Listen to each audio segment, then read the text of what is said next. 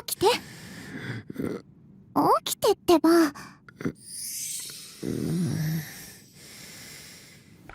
Elf, est-ce que je rêve? Oh non, Hinata. Bakatsu arrête de dormir et fait plutôt des vidéos. Oh putain, Hinata, t'as raison. Allez, c'est parti pour le retour de Atsushi Kurokawa. Ah, désolé. Cette vidéo est faite avec ma voix et à l'arrache, donc n'en prenez pas compte. Merci. この番組はご覧のスポンサーの提供でお送りします。Salut, on se retrouve aujourd'hui pour parler de l'épisode 10 de Hero Manga Sensei. Oui, je sais, ça fait longtemps que j'ai pas fait une vidéo, mais j'ai un petit projet, je vais vous en parler peut-être à la fin de cette vidéo ou d'une autre. Mais avant ça, laissez-moi vous dire que Hero Manga Sensei est un coup de cœur.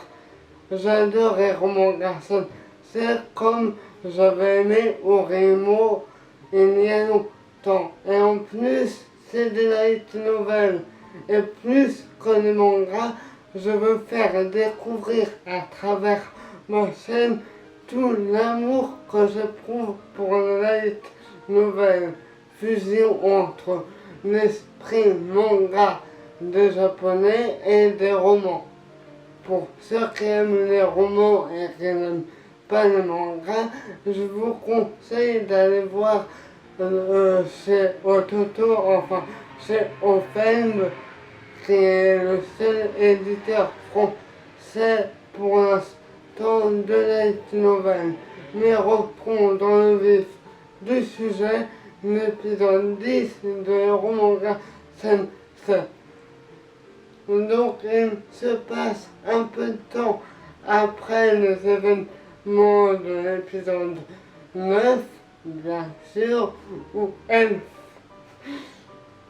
avait, comment dire, avoué, j'adore, je n'aime pas les mots pour vous décrire, c'est vraiment de l'amour, c'est pas comme les autres mangas, comme ça remonte loin, mais Novina par exemple, les filles est amoureuse d'elle, je parle du style harem manga, le petsu pour ceux qui connaissent. Les filles, comme dans Novina ou dans Rosario plus vampire, aiment le héros comme ça, un peu à la manière de Sao. Le filles, elles tombent comme des mouches pour le héros. Tandis que là, dans Hero Manga Sensei, certes, il y a 3 filles principales qui tournent autour du héros, qui est Masamune, mais elles ont toutes leurs raisons.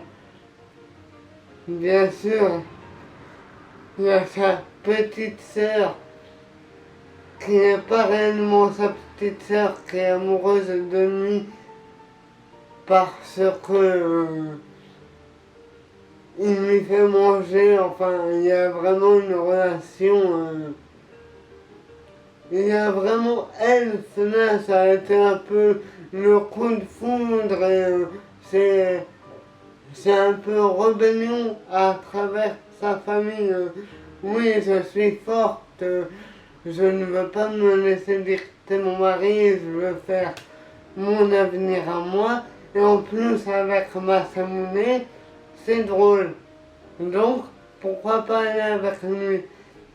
Et la relation que je n'avais pas du tout au départ, c'était la relation avec Muramasa Sensei, donc sa femme, que dans cet épisode est très approfondi, je trouve ça vraiment mignon.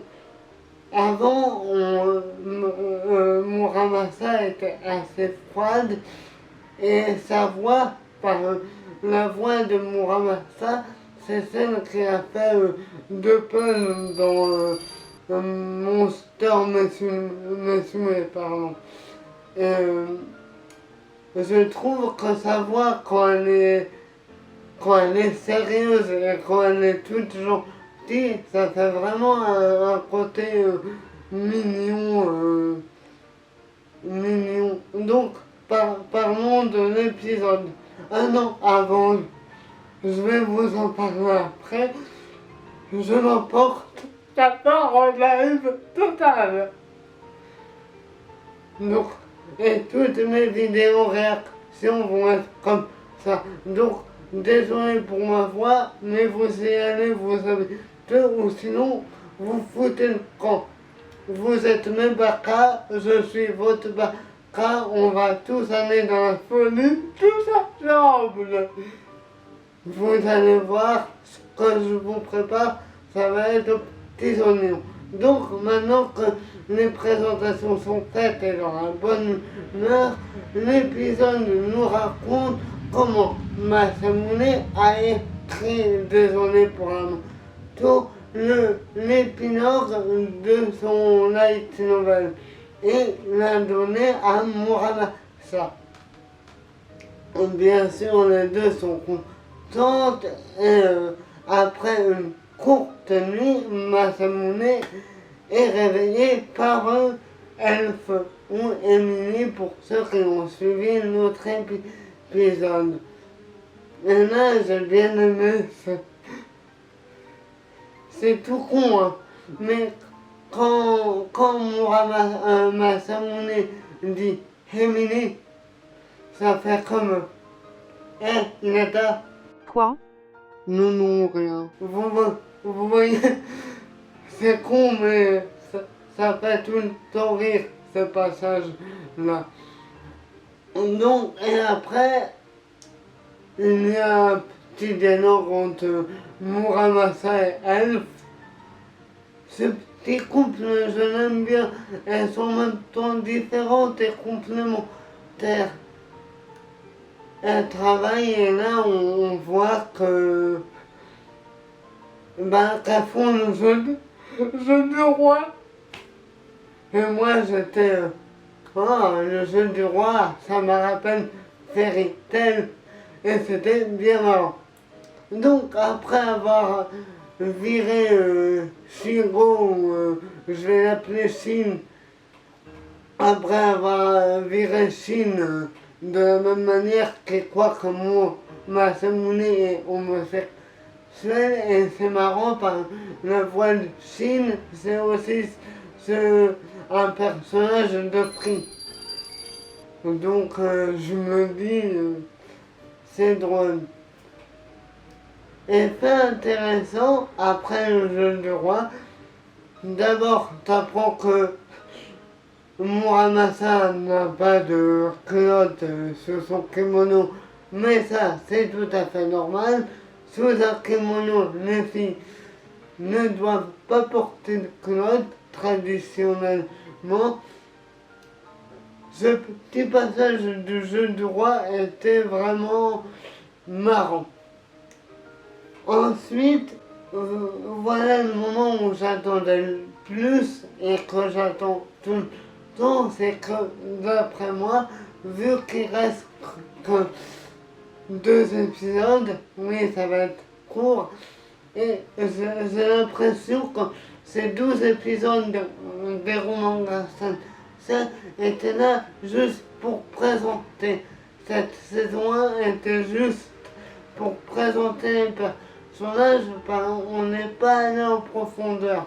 Même le concours de light novel, je l'ai trouvé, j'ai dit cool, ça va enfin avancer, et en fait non, c'était plus un prétexte pour rassembler les personnages. Tandis que dans Bakuman, que je suis sûr qui a inspiré l'auteur, et Roman Sensei, c'est la folie de Orimo, et un peu du côté concours apprentissage et tout de Bachman. Donc ça m'a bien plu. Et donc nous arrivons à la fin de la soirée où, après avoir lu la suite des Croix argentées, enfin du light novel de Masamune Sensei, que le nom est hyper dur à dire par Masamune et Muramasa. Ça, c'est presque pareil dans la diction. Je vais l'appeler Mune Mune et l'autre je vais l'appeler Muramasa. Donc Mune Mune apprend que Muramasa va arrêter la light novel car elle a eu ce qu'elle voulait, c'est-à-dire un light novel écrit par son auteur préféré. Et là, il lui a dit, je veux te transmettre quelque chose. Et c'est vraiment ça durant tout le long de cet arc qu'on va appeler, enfin de cette saison. C'était vraiment qu'est-ce qu'apporte le light novel. Et donc, si je fais du montage, on va arriver à la deuxième partie de cette vidéo, l'apport du light novel. Après d'avoir expliqué l'intérêt du light novel, Muramasa est d'accord avec Munekun qu'il faut continuer et qu'elle veut sortir avec lui et qu'il tombe amoureux d'elle. Et pour moi, à la fin de cette saison, si ça se dirige comme dans Oreimo, Munekun sortira avec Muramasa. Mais sortira vraiment. Et après, au fur et à mesure, on verra qu'il se rapprocherait. Mais enfin, à la fin, il sera avec Sariri, c'est sûr. Nous avons vu 4 genres de personnalités. Munekun, qui est l'auteur de base de la light novel, qui travaille d'arrache-pied, si on peut rapporter ça au monde du manga, c'est les petits auteurs de manga qui sont pas très connus, enfin, qui ont du talent, mais qui ont travaillé, un peu comme Promise Neverland. C'est pas des génies, mais ils ont du potentiel et pour ça, ils sont obligés de travailler. Le deuxième cas, c'est vraiment le génie, enfin, vous allez voir, il y a plusieurs types de génie. Le génie elfe, niveau elfe Yamada, qui se rapproche plus de l'auteur de One Piece, enfin non, de Dragon Ball, oui, pardon. One Piece, vous allez voir après. Donc l'auteur de Dragon Ball, c'est un génie, mais un génie qui a dû travailler. Ils ont tous dû travailler à l'origine, mais vous savez qu'en Dragon Ball et Dragon Ball Z surtout, il devait s'arrêter à Freezer après la seule pour enfin terminer à bout. Donc il a été incité. Donc elle, c'est ça, c'est un génie, mais qui a un peu la flemme. Il a la flemme. C'est le génie de base, c'est ce que tout le monde appelle génie. Ensuite vient le rang Muramasa. Le rang Muramasa, je déteste le dire parce que je vais le répéter plein de fois dans mes vidéos, mais je ne suis pas fan de One Piece. J'aime One Piece, mais je trouve qu'il y a beaucoup mieux manga.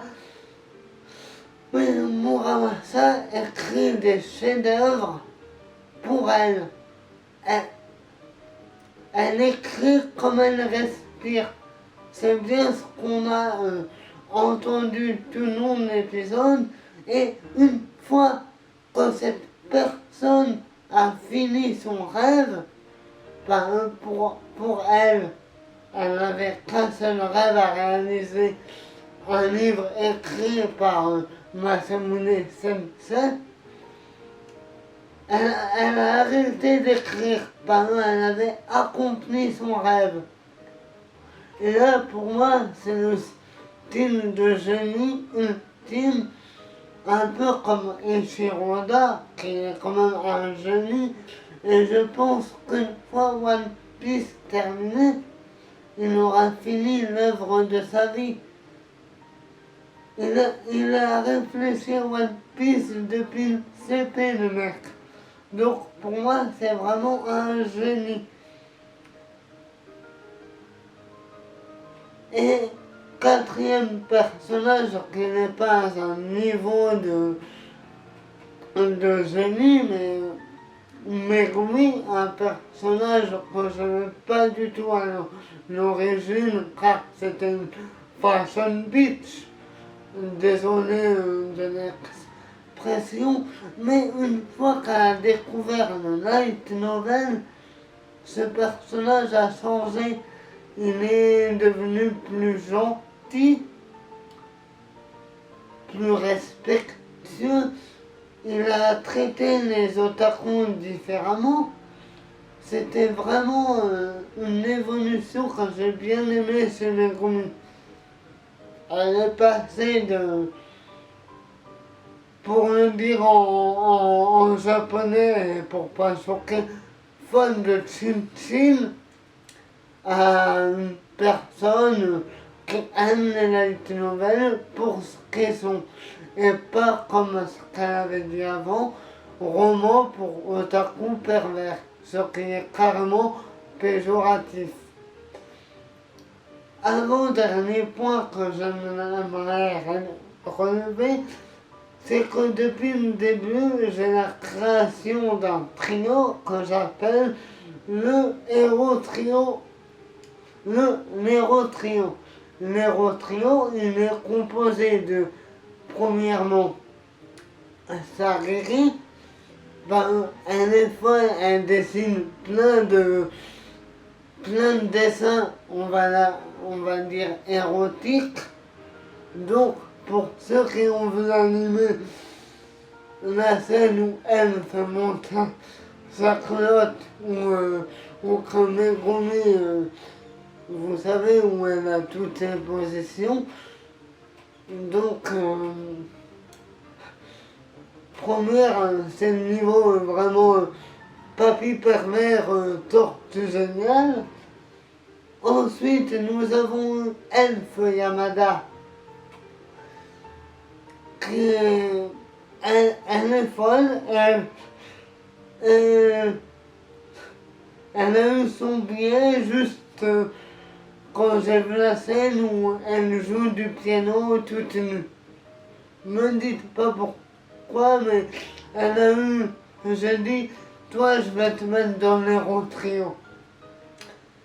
Et pour finir, Megumi au départ, car quand tu vois une fille qui rentre et qui fait toc toc toc, oui bonjour, j'aime le tchim-tchim. Tu me dis, ma petite, je te prends et je te mets dans la case obsédée. Il n'y a pas à réfléchir, ces trois-là vont dans l'héros trio. Et cet épisode m'a choqué profondément. Mais là, je dis, c'est pas possible. Dans cet épisode, t'apprends que Muramasa, qui à l'origine, pour moi, était la seule fille normale, à part Tomoe, Tomoe, c'est juste la bibliothécaire, voilà. Et là, on apprend que Muramasa parle à la Munekun imaginaire. Et là je dis, cours mon écoute, cours pour ta vie. Quitte cet animé de malade et reprends tes traits de Kirito et dresse les filles. Dresse les filles comme dans la salle. Avec Sakiri, Elf ou Emily, je préfère l'appeler Elf. L'autre, Tintin, enfin Megumi et Muramasa, qui est maintenant passé à 4 heures, à 0,4 heures. Désolé pour la prononciation, mais je vais l'appeler la paire de 4. Même si ça veut rien dire. Non mais cet épisode, il m'a bien fait rire. Franchement, Héros Manga Sensei, si vous ne l'avez pas vu, essayez de le voir. C'est une tranche de rire, une bouffée d'air frais. Et pour terminer, une partie bonus que je voulais rajouter, je devais faire des reviews pour tous les épisodes, mais j'ai eu la flemme. Oui, vous pouvez désormais m'appeler le Togashi de YouTube. Ce surnom me va très bien. Mais en fait, un truc qu'on n'a pas sur Wakanim, qui diffuse les épisodes de Roman Gassel, c'est les cartes de fin. Cartes de fin que je vais mettre en fin de vidéo, que j'ai trouvé sur un site, que lui-même je vais mettre le lien dans la description. Ces cartes de fin sont tout simplement énormes. Vous savez que Aski Media Works, ceux qui ont fait Héros Manga Sensei, ont aussi fait Oremo, SAO, Regular School ou encore Space and Wolf. Tous les light novels et il y a plein de références. Et pour ceux qui veulent jouer en regardant les épisodes de Héros Manga Sensei, relevez tous les petits détails concernant SAO ou un autre light novel que vous aimez, car prenons un exemple. Dans la bibliothèque de Tomoe, nous pouvons voir les tomes de SAO progressive, le tome 18. Franchement, c'est un jeu que je me marre à faire depuis le début.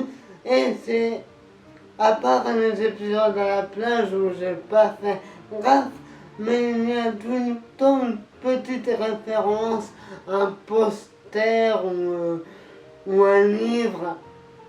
C'est marrant, surtout qu'ils ont la possibilité de faire des choses énormes, vu que la voix de Kirito, c'est la voix de Masamune. Donc ça, comme quand nous voyons Kirito dans l'épisode 8, je crois, où il fait Stop, stream. Oui, je sais, mon imitation est super. Bon, sur ce, mes petits bâtards, je vous dis à plus. Et n'oubliez pas, ne regardez pas des animés, vivez-les.